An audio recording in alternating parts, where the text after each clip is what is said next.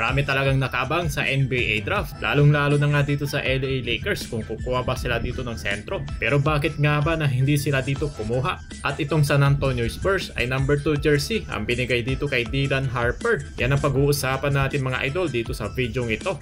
Official na nga dumating itong si Dylan Harper dito sa San Antonio. Mukhang ready na itong si Dylan. At suot-suot na nga niya itong kanyang jersey na numero 2. Pero yun nga lang ay questionable ito para sa mga Kawhi Leonard na fans. Numero 2 kasi ang iniwan dito ni Kawhi Leonard para sa San Antonio Spurs na iniwan niyang legacy. Multiple Defensive Player of the Year Award, All-Star at isa pang championship. At naging Finals MVP pa. Bilang isang rookie itong si Kawhi Leonard ay naging mahirap din itong kanyang naging trabaho sa San Antonio Spurs dahil prime LeBron James pa naman ito kanyang binabantayan. Kaya para sa iba ay questionable talaga ito. Lalong-lalo na may binitbit itong kampyonato sa San Antonio Spurs. Dahil para sa mga Kawhi Leonard fans, itong number 2 na jersey ay si Kawhi Leonard lamang ang karapat-dapat na mairetiro na nga sa San Antonio Spurs. At nung heto lamang, nung na-trade itong si De'Aaron Fox sa San Antonio Spurs, ay laking gulat nga rin niya na numero 2 itong binibigay sa kanya. Kaya pinalit niya na lang sa numero 4 na bilang respeto na lang daw dito kay Kawhi Leonard. Kaya naman talaga dapat nagalingan dito ni Dylan Harper dito na nga sa San Antonio Spurs dahil siya ang magmamana dito sa iniwan na numero 2 ni Kawhi Leonard. Kayo ba? Ano bang masasabi nyo dito? I-comment section naman dyan.